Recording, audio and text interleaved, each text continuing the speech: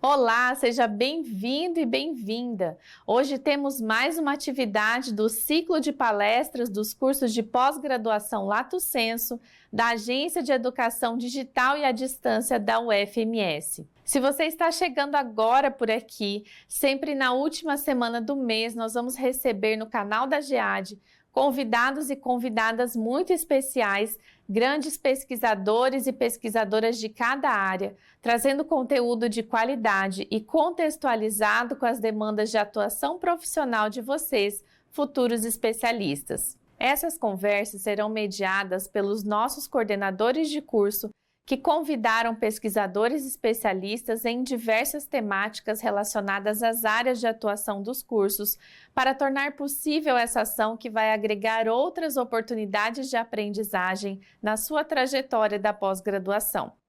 E para não perder nenhuma atividade do ciclo de palestras, é muito importante que você se inscreva no nosso canal e ative as notificações de todas as transmissões. Você também pode convidar outras pessoas para acompanharem o ciclo de palestras no canal da GEAD. Quem assistir ao vivo receberá um certificado de participação. É importante lembrar que todas as palestras ficarão disponíveis no nosso canal, caso você queira compartilhar ou assistir novamente. Queremos agradecer nosso convidado de hoje, que reservou um tempo na sua agenda de forma voluntária para se conectar conosco e compartilhar conhecimentos nesse espaço virtual. E agora passo a palavra para o professor Álvaro José dos Santos Gomes, coordenador do curso de Linguística Aplicada em Ensino de Línguas, para conduzir as atividades de hoje. Desejamos uma excelente palestra e até breve. Olá, estudantes, sejam todos muito bem-vindos e bem-vindas ao nosso ciclo de palestras, uma iniciativa da Agência de Educação Digital e à Distância da Universidade Federal de Mato Grosso do Sul. Meu nome é Álvaro José dos Santos Gomes, atuo como coordenador do curso de Linguística Aplicada e Ensino de Línguas, além de ser professor aqui na UFMS. Antes de prosseguirmos, gostaria de fazer um convite especial a todos vocês, reforçando o que a professora Daiane disse inicialmente na abertura desse ciclo de palestra. Curtam o nosso canal no YouTube e se inscrevam se ainda não estão inscritos. Isso não apenas nos ajuda a crescer e a levar mais conteúdos de qualidade a mais pessoas, mas também garante que vocês fiquem por dentro das nossas últimas novidades e eventos promovidos pela AGEAD. Sua participação é fundamental para a construção de uma comunidade cada vez mais forte e mais conectada.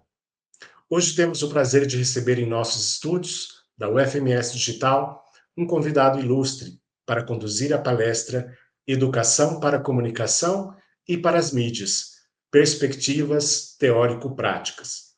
Nosso convidado nos guiará por este tema ao longo de 40 minutos, seguidos de uma sessão de debate de 20 minutos. Será uma ótima oportunidade para trocarmos ideias e esclarecermos dúvida sobre este tema. Então, não hesitem em escrever suas perguntas e comentários no chat da nossa transmissão ao vivo. Gostaria de lembrar que ao final desta transmissão disponibilizaremos um link com a lista de presença para todos os participantes que nos acompanharam ao vivo. Essa lista será utilizada para a emissão de certificados de participação. Sem mais delonga, é com grande entusiasmo que convidamos o professor Bruno Ferreira para dar início à nossa palestra. O professor Bruno Ferreira é mestre em Ciências da Comunicação pela Escola de Comunicações e Artes da Universidade de São Paulo. É especialista em Educomunicação pela mesma instituição e bacharel em Comunicação Social com habilitação em Jornalismo pela Universidade Metodista de São Paulo e possui licenciatura em Educação Profissional de nível médio pelo Instituto Federal de Educação, Ciência e Tecnologia de São Paulo. É coordenador pedagógico do Educamídia, Programa de Educação Midiática do Instituto Palavra Aberta, consultor da Organização das Nações Unidas para Educação, Ciência e Cultura, UNESCO, e docente da pós-graduação Lato Sensu em proficiência em tecnologias digitais para uma educação empreendedora do SEBRAE Distrito Federal. Foi formador de professores do Núcleo de Educomunicação da Secretaria Municipal de Educação de São Paulo, professor de Comunicação e Desenvolvimento Social no SENAC São Paulo e vice-presidente da Viração Educomunicação. É autor do livro Jornalismo e Educação, Competências Necessárias à Prática Educomunicativa, publicado pela editora Apris. Sejam todos bem-vindos e aproveite esse encontro de aprendizado e troca de conhecimento. Bruno, boa noite, seja bem-vindo aos nossos estúdios. Obrigado, professor Álvaro, um prazer estar aqui participando dessa iniciativa tão importante, um prazer poder falar com os estudantes deste curso de pós-graduação, então é uma honra para mim estar aqui para falar com vocês sobre um tema que eu sou suspeito, né, mas eu considero muito importante, que é a educação para a comunicação e para as mídias, neste contexto de século XXI que vivemos, né, esse contexto desafiador de hiperinformação, né, que é um conceito importante, que justifica essa educação para a comunicação e para as mídias, e de uma intensa mediatização por conta dos recursos digitais que a gente usa cotidianamente. Então, a sociedade sempre foi mediatizada, né? A gente precisa de meios não necessariamente digitais, né, para se comunicar, mas com a cultura digital, parece que a comunicação ela passou a exercer uma centralidade muito maior na vida cotidiana, na sociedade, né? Então, a gente usa a mídia o tempo inteiro, a gente usa a plataforma digital o tempo inteiro. Estamos constantemente interagindo com outras pessoas, mediados pelas mídias, né, por um meio de comunicação. Então, tudo isso, né, todo esse contexto justifica esse trabalho de educação midiática, educação para a comunicação. E a ideia de hoje é que nós possamos conversar um pouco sobre esse assunto a partir de duas perspectivas, né, que eu trago aqui.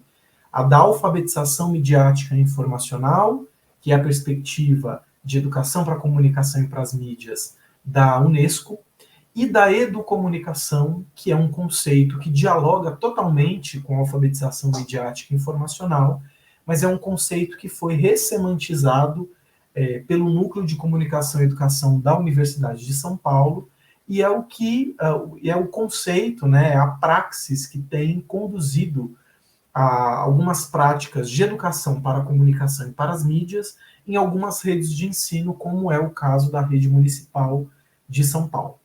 Então, eu começo essa conversa, né, fazendo um retrospecto, porque vamos falar aqui de educação no contexto do século XXI, mas eu acho que é bem importante a gente dizer que não é de hoje que se discute a importância de educar para os meios de comunicação, né? No entanto, no final do século XX, né, entre os anos 70 até anos 90 aproximadamente, havia uma resistência muito grande por parte da educação de trazer essa discussão mais qualificada sobre os meios de comunicação. Isso porque a escola, né, a educação, enxergava os meios de comunicação como uma espécie de concorrentes nocivos da educação, como se os meios de comunicação deseducassem e levassem a perder tudo aquilo que a escola estava construindo, né? Mas é muito importante a gente perceber que não só de hoje, né? Hoje ainda mais, com a cultura digital ainda mais, mas desde sempre as mídias fazem parte da cultura, da formação identitária, dos vínculos emocionais, afetivos que a gente estabelece, né? E para a gente se dar conta disso, basta um exercício muito simples, né? Inclusive uma professora minha da USP fez uma vez com a gente, que assim, o que você assistia na TV quando você era criança? E aí vem toda uma memória afetiva que acompanha esse hábito midiático, porque mídia é cultura, né? Então eu, por exemplo, lembrava de um desenho que eu gosto, até hoje gosto muito, que era o Doug, né, que começou passando na TV Cultura, aqui de São Paulo, depois foi para o SBT, e a história de um menino que escreve num diário.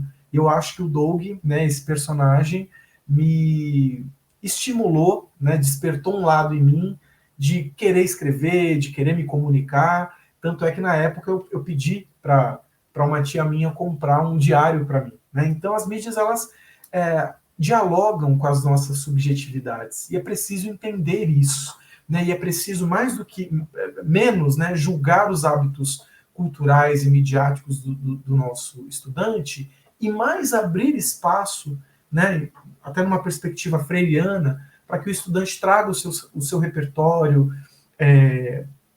para a sala de aula, e a partir disso que a gente possa expandir, alargar as suas referências, né, de mídia e de mundo, né? E é importante também perceber, né, que assim como os estudantes não assistem aulas, né, como tábulas rasas, isso também é uma perspectiva freiriana, né?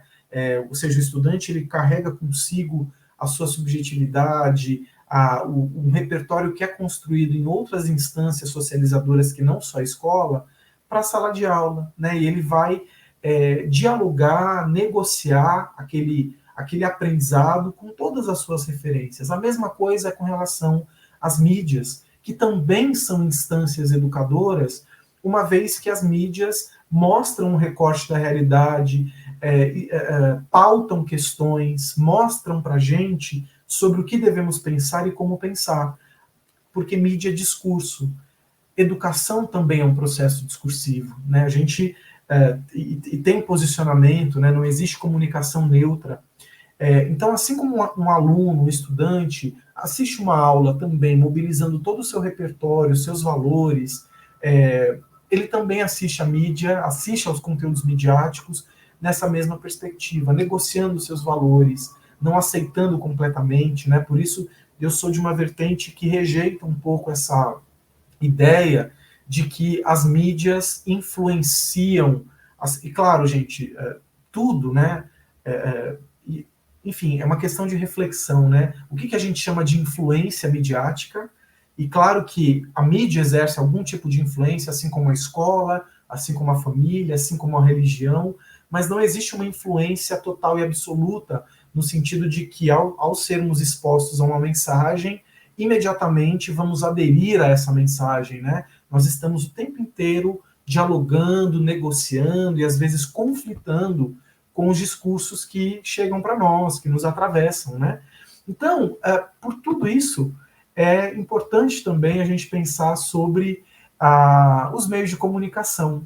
E aí, nos anos 80, a Unesco, ela passou a pautar essa aproximação, a defender essa aproximação entre escola, entre educação e comunicação, defendendo que as mídias são uma condição para o desenvolvimento humano e um direito humano, né? Saber ler as mídias, interpretá-las, para que nós possamos lidar com os conteúdos midiáticos de uma maneira crítica, sem ingenuidades, é um direito.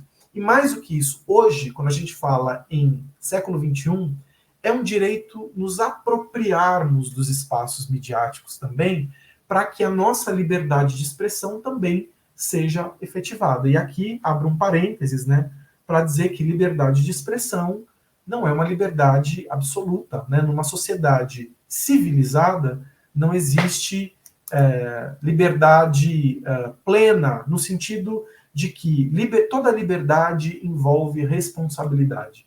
Então, se eu tenho o direito de me expressar, eu também preciso me responsabilizar por aquilo que eu digo. E não existe, numa sociedade civilizada, uma liberdade sem limite. E no caso da liberdade de expressão, o limite é justamente o respeito à dignidade do outro, a dignidade humana, né? Então, e também por isso, né? Então, hoje, como o acesso às mídias é mais democrático, é mais facilitado, a educação para os meios de comunicação, ela se faz muito importante para que a sociedade qualifique a sua liberdade de expressão, qualifique essa apropriação. Não se expresse de qualquer maneira, achando que discurso de ódio é liberdade de expressão, que disseminar desinformação é liberdade de expressão. Não é, né? Porque liberdade implica responsabilidade. E aí eu gosto de fazer um paralelo quando falo de liberdade de expressão, que é o direito de ir e vir, né? Todo mundo que, por exemplo, dirige pode pegar o seu carro e ir para onde quiser de carro, mas você tem que respeitar as leis de trânsito, você precisa colocar o cinturão de segurança, respeitar a sinalização, respeitar os pedestres, a faixa de pedestres. Você não pode ir do jeito que você quiser. Para se expressar, também não, né? Então você tem que respeitar alguns parâmetros civilizatórios para que a sua liberdade de expressão não ofenda e não passe por cima dos direitos de outras pessoas, né?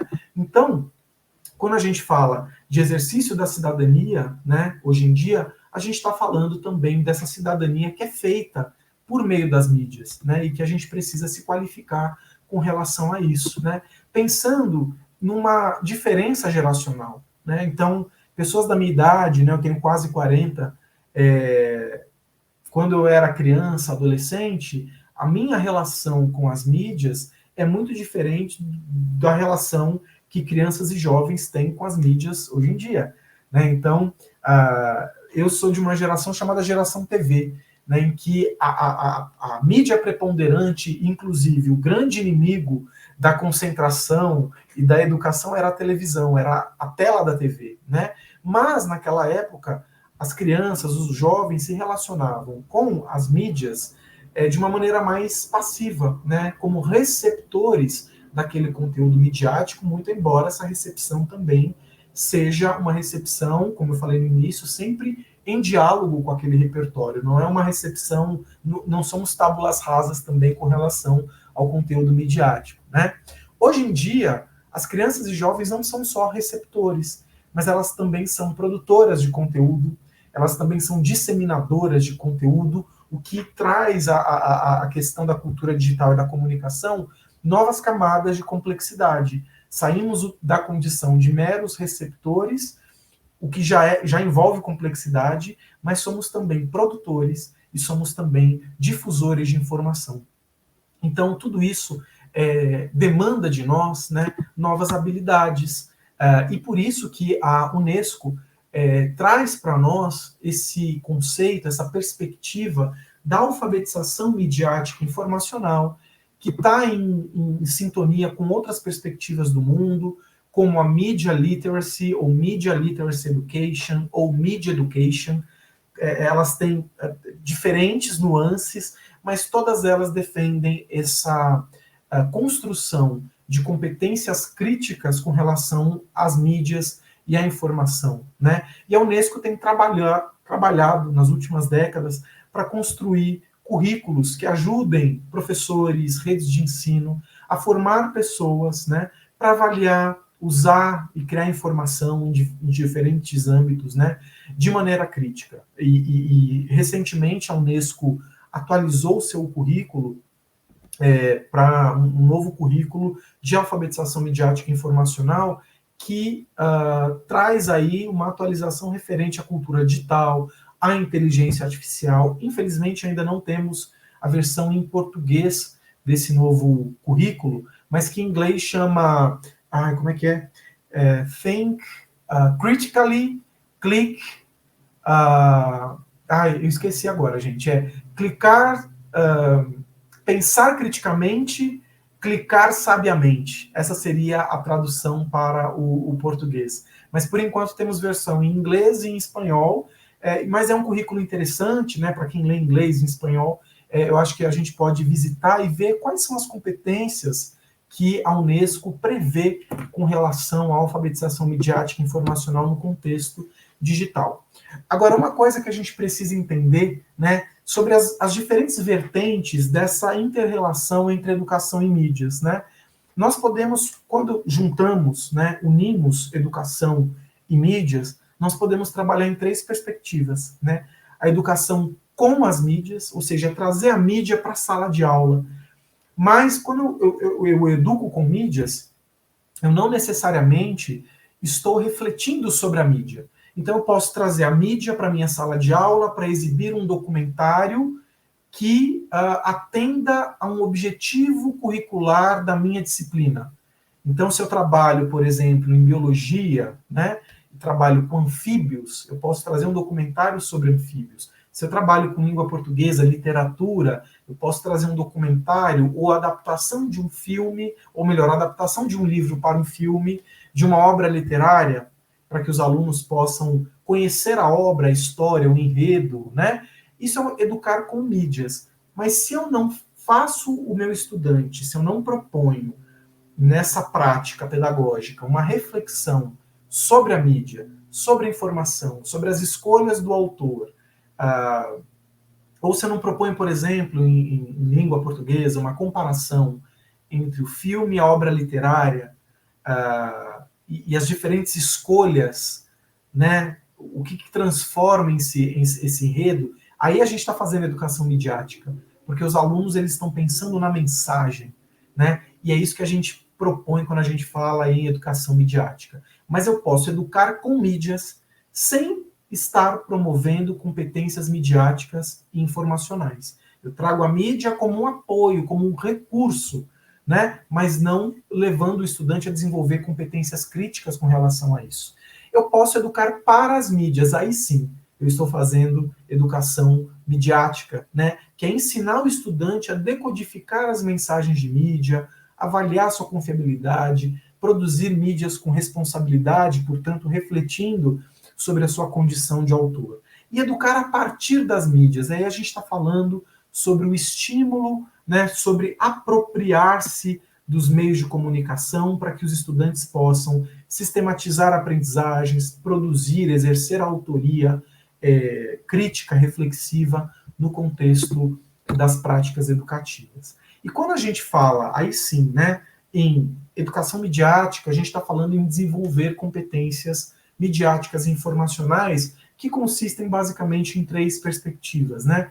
A leitura crítica da mídia, que é decodificar conteúdos midiáticos, né? Perceber as suas diferentes intencionalidades, e outra coisa, né? Verificar e avaliar fontes de informação e realizar curadoria. O outro então, o primeiro é um eixo de leitura, o outro eixo é um eixo de escrita, de produção, né? Que a gente pode falar que é autoexpressão responsável, em que os alunos produzem mídias em diferentes formatos, refletindo sobre aspectos éticos, estéticos e técnicos das suas escolhas, né? E também falamos em participação cidadã, uma vez que as mídias elas servem também para engajar, mobilizar pessoas em torno de problemas reais e como os estudantes podem se apropriar das mídias nessa perspectiva, enquanto são estudantes, né? Usar as mídias para mobilizar, para informar outras pessoas, né? É importante dizer que a educação para as mídias e para a comunicação é curricular, né? Ela não é opcional, embora estejamos ainda engatinhando nessa implementação, justamente porque é uma nova demanda curricular e para a qual as redes de ensino ainda não estão totalmente preparadas, né? Então, os docentes ainda estão se formando em comunicação, em cultura digital, em cursos de formação continuada, mas já existe essa demanda no currículo, né, prevista aí no campo jornalístico-midiático, que é atrelado à área de linguagens, à língua portuguesa, à língua estrangeira, né, e nesse campo os estudantes devem explorar os gêneros textuais do jornalismo, da publicidade, analisá-los, né, perceber as suas especificidades e também produzir, né, textos nesses gêneros, nessas perspectivas. No entanto, comunicação e cultura digital não dizem respeito apenas à área de linguagens, né? Uma vez que nós temos as competências gerais, como comunicação, cultura digital e argumentação, que podem e devem ser exercidas de modo transversal por todas as áreas do conhecimento. Então, biologia, matemática, química podem desenvolver competências midiáticas e informacionais, alargando, né, essa perspectiva curricular, né, e trazendo elementos da mídia para discutir o tema curricular, mas também refletindo sobre a mídia nesse contexto, né? E nós vamos trazer mais adiante alguns exemplos nesse sentido. É claro que quando a gente fala em educar para a comunicação e para as mídias, nós estamos necessariamente falando de uma conduta ativa. E aí entram também as chamadas metodologias ativas, né? Não é possível ensinar para as mídias de uma forma tradicional. A gente necessariamente coloca o estudante numa condição investigativa e criadora, né? Então, os estudantes investigam, analisam, comparam mensagens de mídia, pesquisam fontes de informação, refletem sobre os seus achados, procuram entender quais fontes são mais equilibradas, quais são mais confiáveis, e depois aplicam isso, né? Devem também construir, produzir mídias pensando, né, na sua responsabilidade enquanto autores. Então, não é possível educar para a comunicação sem colocar o estudante como um investigador e um autor diante desse desafio, né? Agora, falando um pouco mais profundamente sobre a perspectiva, né, sobre uma das competências, que é da leitura crítica, né? Quando nós falamos em leitura crítica, a gente está falando de duas vertentes, né? Nós estamos falando da análise crítica da mídia, que se trata da reflexão sobre textos de mídia. Então, o campo jornalístico midiático se compromete muito com isso, porque a gente está falando de conhecer e diferenciar os gêneros, né, os diferentes propósitos, para que serve o jornalismo, para que serve a publicidade, para que serve a propaganda, o que é a sátira, né? Então, para que serve cada gênero, qual o papel social de cada gênero, isso é muito importante, né?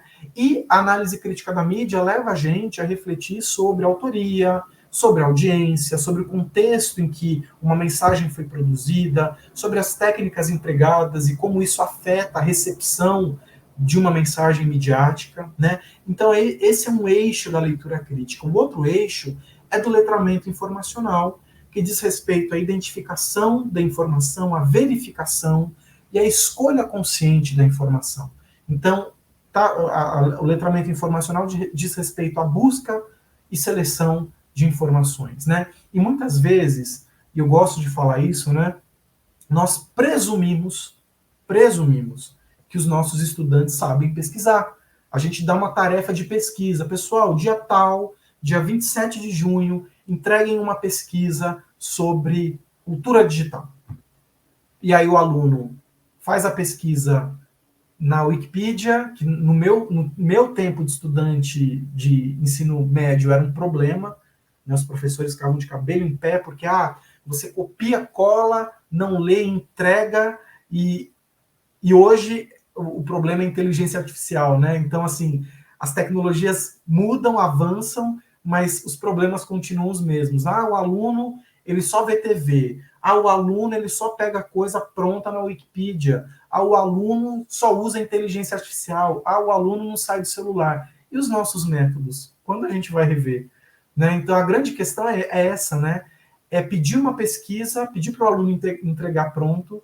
O aluno vai entregar, você vai ver que ele copiou da internet, você vai dar uma nota baixa, e aí eu sempre falo, você ensinou o seu aluno a pesquisar? Pesquisar não é uma coisa óbvia. Pesquisar é encontrar informações. Esse é o primeiro passo da pesquisa, não é a finalidade da pesquisa. Então, primeiro a gente encontra informações, e aí o aluno pode pegar da Wikipedia, ou de um site de notícias, ou de um instituto de pesquisa, ou de uma enciclopédia. A questão é o que ele faz com isso depois. E que espaço nós abrimos na nossa aula para que ele possa refletir sobre os seus achados. Isso é mais importante do que pedir para o aluno entregar um texto pronto, se a gente não ensina ele a entender sobre essas diferentes fontes de informação que circulam. E que é importante a gente não se contentar com a primeira coisa que aparece como resultado de busca, assim como não devemos nos contentar com a primeira geração de conteúdo de um chat GPT. É preciso dialogar com aquele chat, é preciso recorrer a outras fontes de informação, comparar. Só que se o professor faz esse processo de mediação em sala de aula, o estudante vai aprender sobre o valor da informação. E isso é o legado para a vida. Não só para um trabalho escolar, para um tópico curricular, mas isso é para a vida. Depois que ele sair da escola, entre ele numa universidade ou não, ele vai continuar precisando de informação. Ele vai receber informação. Como ele avalia o que chega para ele? E aí, não importa o tema, né? A escola trabalha com informação, né? uma vez que temos também conteúdos a serem dados, esses conteúdos também estão nas mídias. Como a gente avalia esse conteúdo? Como a gente avalia a confiabilidade de quem produz, a credibilidade da autoria? Tudo isso diz respeito ao letramento informacional e também a questão da verificação da confiabilidade, da veracidade, né? Perceber se um conteúdo é desinformação, é fake news, ou se tem outro tipo de nuance que leva a enganos, a erros, né? Agora, falando mais detidamente sobre análise crítica da mídia, né, é importante que a gente saiba distinguir os diferentes propósitos de um conteúdo de mídia, entender o que é um dado, né, que a proposta do dado é documentar, que do jornalismo é noticiar, que da opinião é convencer, que a propaganda quer persuadir, que a publicidade quer vender, que a sátira quer entreter, né? Então, perceber essas diferentes nuances para que a gente não veja uma sátira achando que é notícia e confundindo a nossa cabeça e fazendo uma leitura errada de um gênero que espera algo do seu público, e muitas vezes a gente se engana porque a gente lê uma notícia achando que é propaganda, ou vê uma publicidade achando que é uma sátira. Então a gente precisa aprender a se localizar nos diferentes discursos midiáticos, e para isso a gente precisa fazer perguntas, né? Questionar algumas nuances, e aí eu trouxe aqui algumas, 5 nuances, mas podem ser muitas outras, né? Então, questionar o propósito, o que essa mensagem desperta em mim, qual foi a intenção de quem a criou, né? Questionar a audiência, será que essa mensagem foi criada para mim? Às vezes eu não gosto de alguma coisa, mas talvez não seja para você gostar mesmo, porque não foi criada para você, né? A mensagem parece querer agradar alguém, a quem? Né? A quem ela parece se destinar e por quê? A gente pode questionar a autoria, quem produziu esse autor ou autora, ou a mídia, né, ou as fontes usadas, são confiáveis, pertinentes, adequadas, né? A gente pode questionar o conteúdo, se a informação se sustenta, se o autor apresenta evidências que comprovem suas afirmações. A gente pode questionar o contexto, né? Quando o conteúdo foi criado, como chegou ao público, se há outros conteúdos disponíveis sobre esse assunto, né? E a análise crítica da mídia pode ser desenvolvida desde a educação infantil, né? Então a gente acha que, mas o meu aluno não tem maturidade para isso. Mas a gente constrói maturidade, a gente constrói aos poucos, né? Então na educação infantil, se a gente pode, por exemplo, querer discutir diversidade e representação a partir da leitura de imagens, pedindo para que as crianças possam decodificar uma imagem. Lembrando que livros também são mídias, né? Livros didáticos, livros infantis são mídias, né? Então, uma capa que traz tantos elementos visuais, ela também traz uma mensagem, ainda que as crianças não sejam alfabetizadas, né? Então, com relação a essa capa que a gente está vendo agora, né? Para a gente falar sobre diversidade a partir, né, de família e raça, o que a gente pode discutir com crianças sobre isso? Então, pedir para elas descreverem o que você vê nessa imagem, há quantas pessoas, quantas mulheres nessa imagem, há mais alguém além dessas pessoas, quem? Pedir para que as crianças evidenciem, né? Como você sabe disso? O que te faz pensar assim?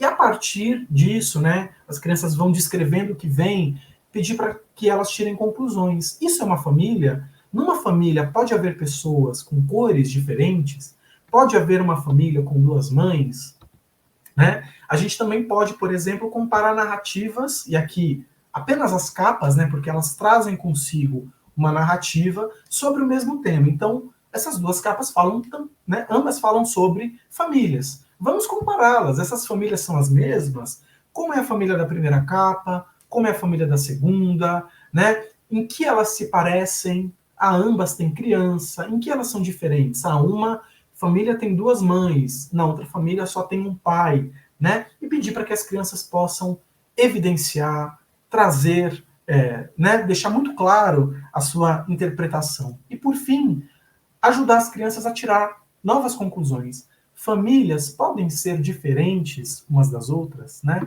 É um questionamento bem importante para fazer. E aqui, né, eu acho que vale a pena dizer que o intuito não é estimular crianças a serem LGBT, né, uma vez que a gente está trazendo aqui uma capa infantil com 2 mães, mas é entender que as famílias são diferentes, que os arranjos familiares são diversos, e que é preciso respeitar esses arranjos familiares diversos, né? Não necessariamente querer que a criança queira ter duas mães em vez de uma mãe e um pai, mas é entender que um amigo dela, da escola, pode ter uma mãe solo, um pai solo, ou duas mães, ou dois pais, e que ela precisa respeitar essa composição familiar do outro, e os livros podem nos ajudar nessa perspectiva, né? Outra coisa que a gente pode desenvolver aí com adolescentes, né, é reconhecer expressões de machismo, racismo e outras formas de preconceito, estereótipos, iniquidades nas representações midiáticas, né? Hoje em dia, felizmente, a gente não tem tantas representações nessa perspectiva na publicidade, mas já tivemos momentos bastante infelizes, né, em que a mulher era objetificada em comercial de cerveja, em que havia racismo em comerciais de produtos de beleza, como esse aqui da Nivea, né, que nem é brasileiro, em que esse homem está jogando a cabeça de um homem negro, né, e o slogan, né, Recivilize yourself, recivilize-se, como se uma pessoa negra com cabelo grande não fosse civilizada, né? Então é muito importante perceber essas nuances, mas que tem também em outras formas de mídia, como a gente vai ver daqui a pouquinho, né? A inteligência artificial também reproduz esse tipo de iniquidade, né? Comparar imagens refletindo sobre a intencionalidade na produção e difusão, né? Então, qual é o intuito de retratar o Machado de Assis como um homem branco, uma vez que ele era negro, né? Então, comparar essas duas imagens e refletir sobre quem as produziu, quais foram as escolhas técnicas e estéticas para concretizar essa intenção. A imagem foi manipulada, né? É possível saber quando e onde foi feita? Então, são perguntas que nos ajudam a fazer esse tipo de comparação crítica e decodificação. Aqui que eu queria chegar, né, quando a gente fala em iniquidades, né, perceber também esse uso acrítico da inteligência artificial. Tem um experimento muito interessante que um americano fez, usando uma plataforma de inteligência artificial que gera imagens, e ele pediu para que essa plataforma gerasse imagens de pessoas autistas. E, como vocês podem observar por essa imagem, sempre o mesmo tipo de imagem, né? Então, essa plataforma de inteligência artificial entende a pessoa autista como sempre homem, sempre branco, sempre jovem e sempre triste, sempre num aspecto, numa atmosfera sombria, né? Então, olha só, às vezes a gente se preocupa tanto com o uso dessas ferramentas, da inteligência artificial, mas a questão é a mediação que a gente estabelece. O estudante pode usar, desde que a gente leve o estudante a refletir sobre essa geração de conteúdo, sobre esse resultado e possa intervir nesse tipo de tecnologia, e não apenas se contentar com o primeiro resultado, assim como a gente não pode se contentar com o primeiro resultado de um buscador como o Google, né? É preciso avaliar a informação, ter criticidade, né? E também trazer referências múltiplas, midiáticas para a sala de aula. Se eu trabalho com criança, trazer, por exemplo, as princesas negras, né? A versão das princesas negras da Disney, por exemplo, ou falar da importância da diversidade, né? No jornalismo, com a Maju, por exemplo, a Glória Maria, que foi um ícone do jornalismo, né? Então, trazer mais referências diversas também das mídias, para ajudar também as nossas crianças e jovens a pensarem sobre a importância da representatividade, da importância de um país tão diverso como o nosso se ver representado nos meios de comunicação, né? E aí, falando sobre letramento da informação, a gente fala sobre avaliar a confiabilidade de fontes, saber distinguir diferentes tipos de informação, selecionar, buscar informação de uma maneira crítica, sempre sabendo que os algoritmos é que guiam essa nossa experiência nas plataformas digitais, né? Entendendo que tanto nas redes sociais quanto nas plataformas de busca, nós damos pistas, né, para essas plataformas de quem somos, e por recebermos muitas informações também nas redes sociais, às vezes a gente tem a falsa impressão de que estamos bem informados, mas, na verdade, as plataformas estão nos alimentando com conteúdos que elas entendem que a gente gosta, porque a gente deu pistas do que a gente gosta, curtindo um conteúdo, interagindo com o conteúdo, né? Então, tudo isso é informação que a gente dá, e os algoritmos, eles vão entendendo né, vão fazendo uma leitura nossa e nos oferecendo conteúdos. Mas os algoritmos, eles também reproduzem iniquidades, né? Então, assim como eu mostrei o caso do capacitismo numa plataforma de inteligência artificial, se a gente entra no Google, por exemplo, e pesquisa cabelo feio e coloca imagens, os resultados vão ser de cabelos de pessoas negras, né? Cabelos crespos e cabelos cacheados. Ou seja, e aí a gente pergunta, mas o algoritmo é racista? Na verdade, racista é a sociedade. Os algoritmos, eles fazem a leitura, o processamento de dados que a sociedade oferece para as plataformas. E sim, acaba por reproduzir racismos e racismo e outras iniquidades, né? Isso é bem importante.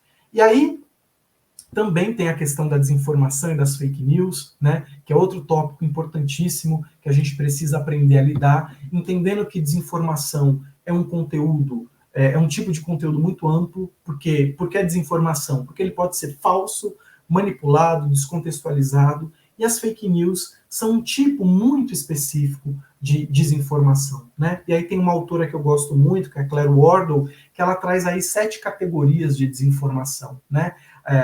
Falsa conexão, falso contexto, manipulação de contexto, sátira ou paródia, que não tem intenção de enganar, mas pode levar a engano, né? Até chegar no conteúdo fabricado, que é a fake news, é o que a gente chama de fake news. Mas existem várias nuances para a desinformação. Entender que a desinformação ela pode se agravar num contexto de inteligência artificial, né? Com as deepfakes, que são, né, mensagens produzidas por inteligência artificial com o intuito de enganar, como aqui é o caso de um print que eu fiz de um documentário sobre isso, e aqui a gente tem 4 imagens do Obama, mas nenhuma delas é verdadeira. Todas elas são reproduções por inteligência artificial. E claro, diante disso, precisamos aprender a avaliar a informação, né? Então, no Educamídia, que é o programa de educação midiática, do qual eu sou um dos coordenadores, nós temos alguns protocolos para avaliar a informação, né, que a gente pode usar em alguns exercícios, né, de leitura crítica com os nossos estudantes. Aí convido vocês a acessarem o Educamídia, né, para visitarem os nossos recursos também. Um deles é o Epa, peraí, o quê? Né, ou seja, pensa um pouco na informação antes de passar adiante, dedique um tempo para investigar, né, busque mais informação. Então, os 4 movimentos para checar a informação também incentivam a gente a não se contentar com a primeira coisa, né? A gente precisa, se a gente tem dúvidas, vamos investigar a fonte, vamos buscar mais para saber se aquela informação consta em outros lugares, né?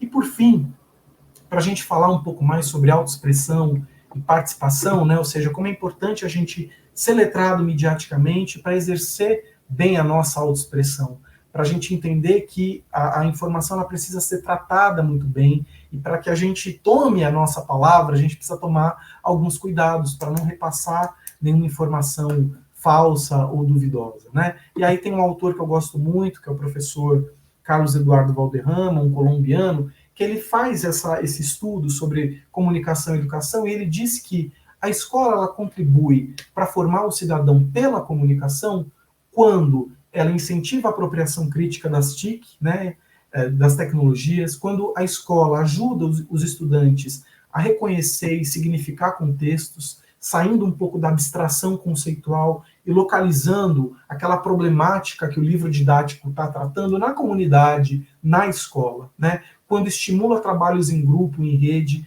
em que o estudante vai dialogar, vai pensar em propostas, em soluções, né? Em que a gente sugere a proposição de alternativas, em que a gente promove o acesso aos meios e às linguagens e também incentiva o estudante a ter uma relação responsável com o ambiente. E aí eu trago alguns exemplos, né, que já existem na Secretaria Municipal de Educação de São Paulo, né?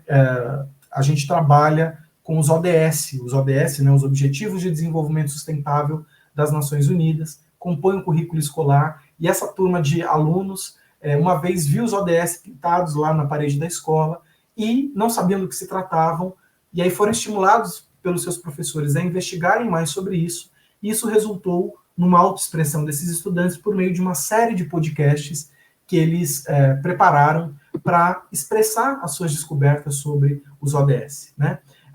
Esse aqui é um trecho, é um print de um documentário não, de um curta-metragem feito por alunos de uma EMF de São Paulo, né, de uma escola municipal de ensino fundamental, que eles criaram em 2018, sobre fake news em torno da vacina contra a febre amarela. Né? Na época, teve um surto aqui em São Paulo de febre amarela e uma campanha de vacinação, e já circulava na época muita desinformação sobre isso, e os alunos tocados por esse tema resolveram fazer um curta-metragem a esse respeito. E essa escola, esse projeto particularmente, que chama Em Filmes, tem cerca de 170 mil seguidores no YouTube. E esse vídeo já teve milhões de visualizações, né? Então, é um projeto escolar e que pode alcançar muita gente, né?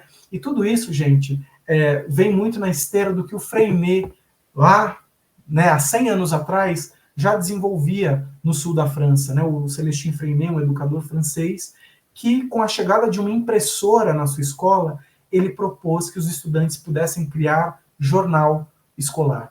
E, ao propor isso, ele mudou completamente o sentido de aprender e ensinar, porque os alunos não apenas escreviam para o professor ler, corrigir, devolver, mas para toda a comunidade que esperava o jornal das crianças chegar, porque a comunidade considerava o jornal escolar uma fonte de informação.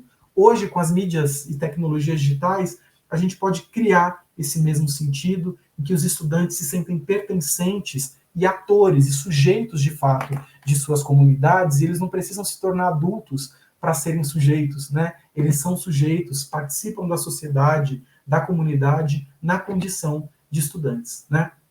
E é nessa perspectiva, e também do Mário Kaplun, que foi um comunicador popular, né, argentino, em que ele também, com as mídias, né, nos anos 60, com as mídias da época, uma fita cassete, ele promovia verdadeiros fóruns, intercâmbios entre comunidades latino-americanas, né, promovendo a reflexão sobre os dilemas que essas comunidades enfrentavam, né? Então, a partir de experiências como essas, né, do Freinet e do Kaplun, é que nós chegamos ao conceito de educomunicação, que foi sistematizado pela Escola de Comunicações e Artes da USP, liderado aqui pelo professor Ismar de Oliveira Soares, né, em que ele chama educomunicação justamente esse conjunto de estratégias para criar ecossistemas comunicativos abertos, dialógicos, né, que permitam a ampla expressão de todos os sujeitos envolvidos nas práticas educativas, consolidando a ideia de Paulo Freire, né, de que o estudante precisa tomar para si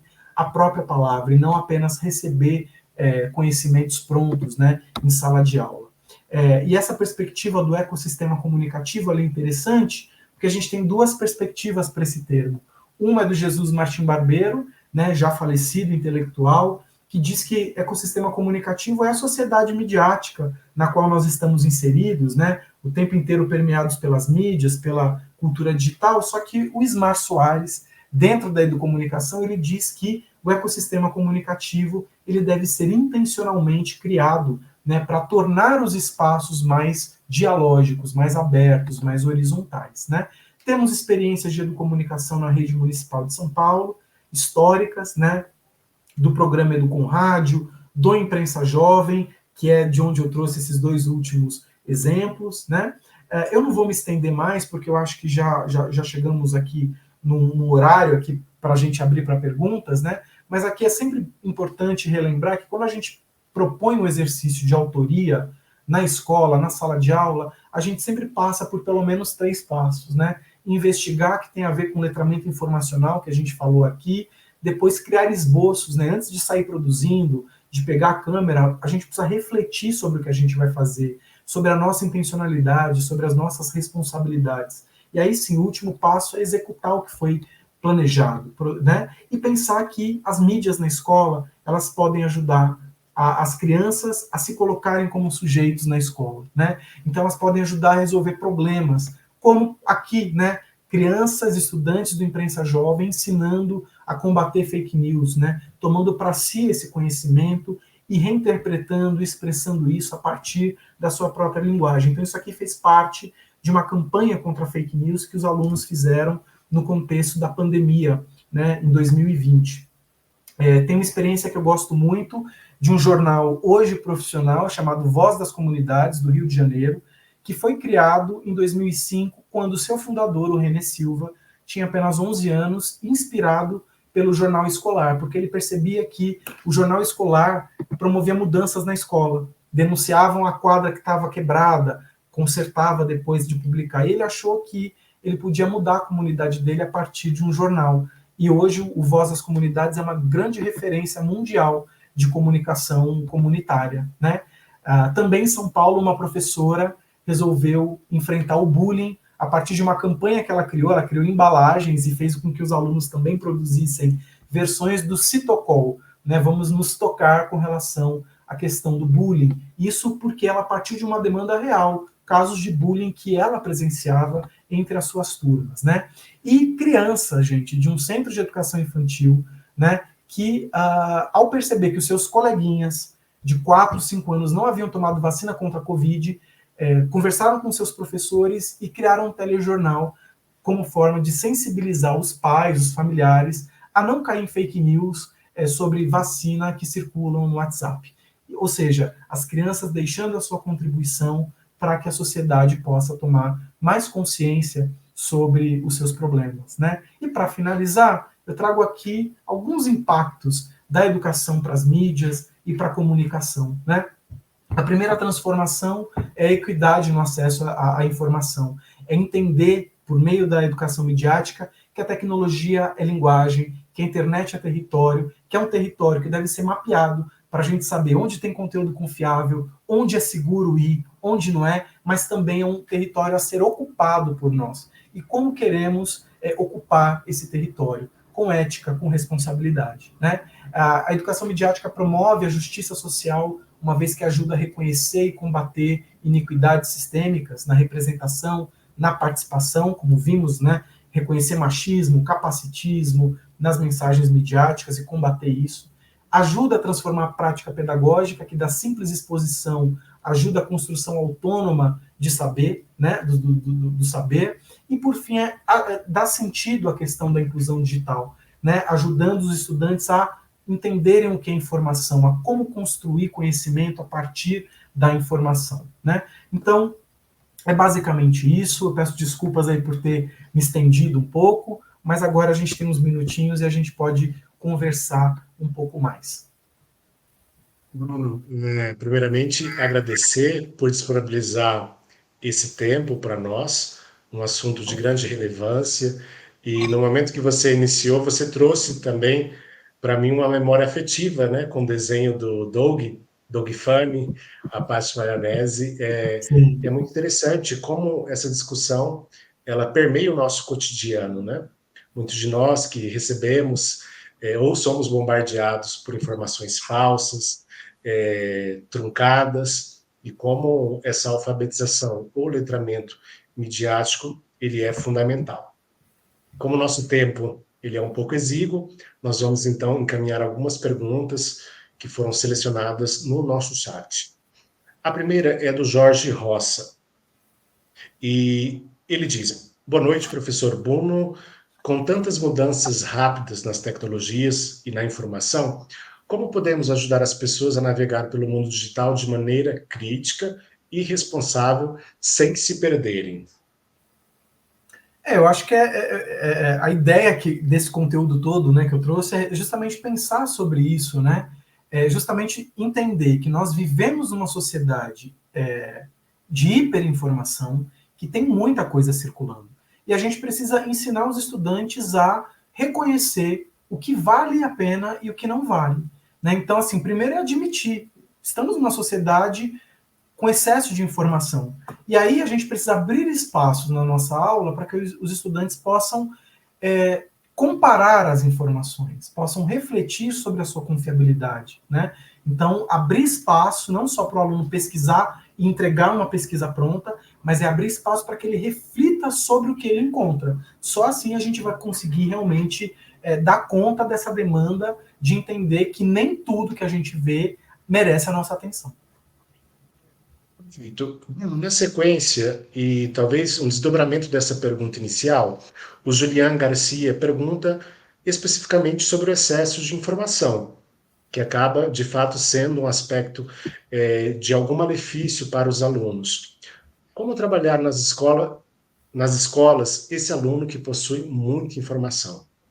Eu acho que é justamente nessa perspectiva, né? Então, hoje em dia é muito comum, por exemplo, adolescentes fazerem pesquisa no TikTok.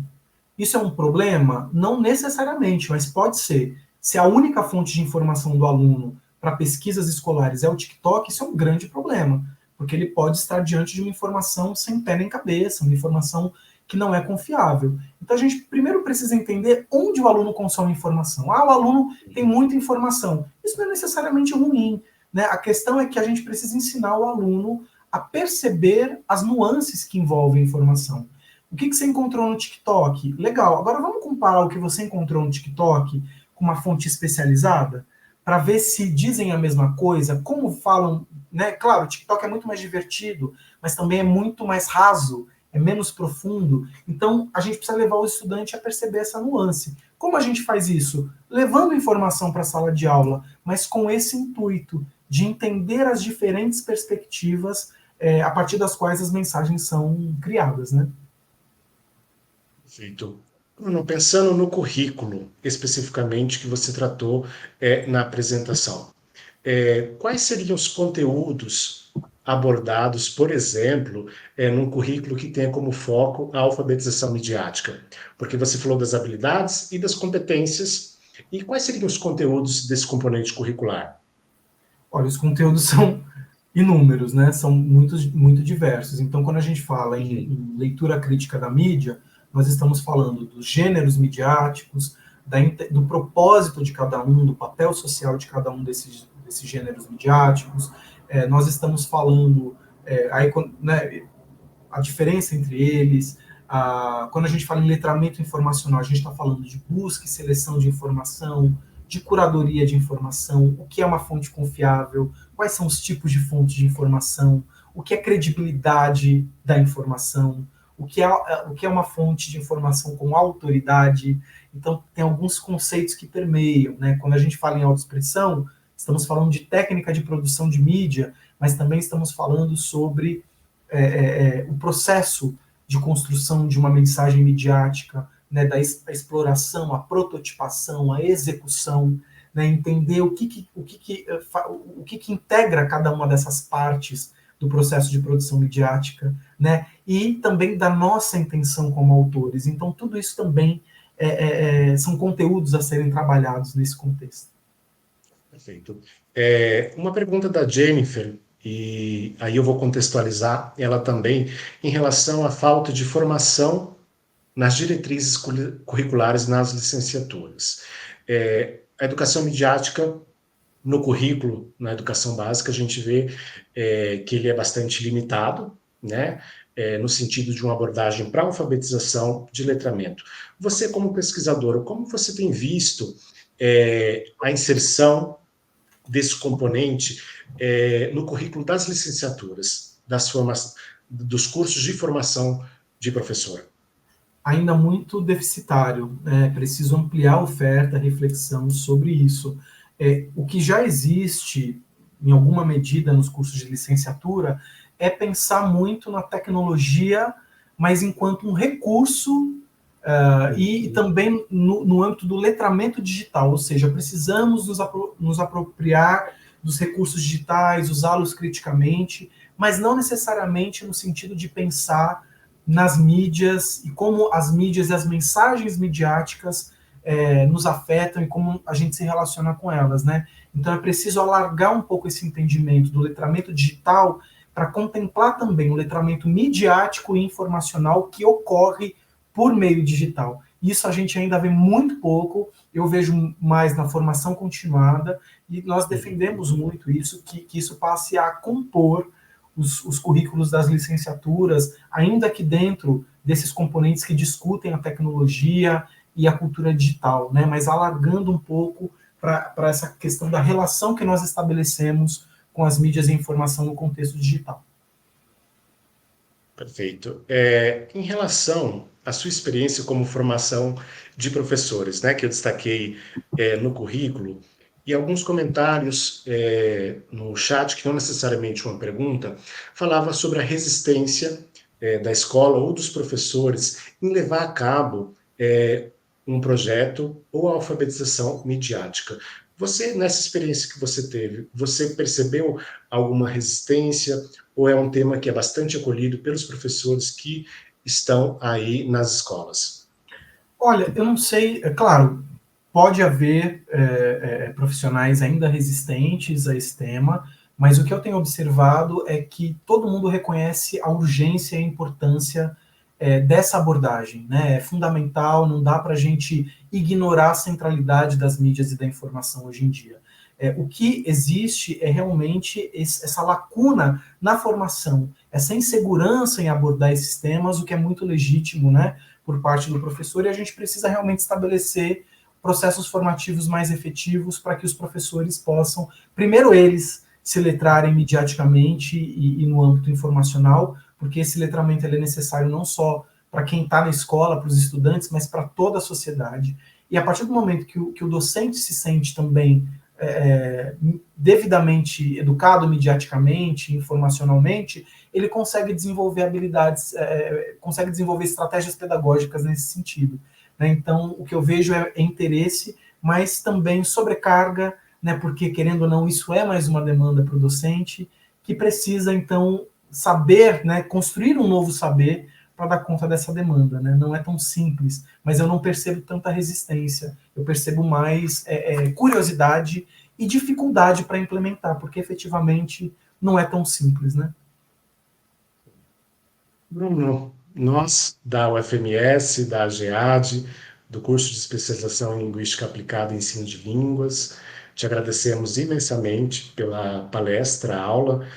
Acredito que a grande maioria dos nossos alunos da especialização são professores, e isso pode ter despertado neles, como em mim também, aqui no nosso curso de graduação em letras, muitas perspectivas de alfabetização, letramento crítico também. E agradecer a sua generosidade em compartilhar esse tema que a gente viu pelo currículo que você trouxe para a gente, é um tema muito caro para você nesse sentido. Muito obrigado, Álvaro, pela oportunidade que você me dá em conversar com a turma de pós-graduação. É sempre um prazer. E eu acho que essa conversa não precisa se esgotar aqui.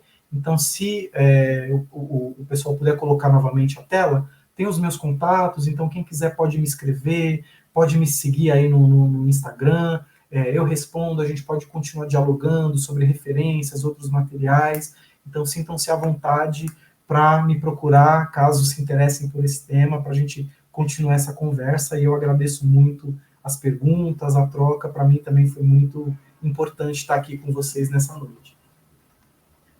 Agradecemos, então, a participação, a audiência nesse ciclo de palestra. Lembrando sempre que na última semana de cada mês, nós temos nossos ciclos de palestra. A emissão de certificado, ela é feita em até 60 dias e vocês receberão pelo e-mail através do certificado digital.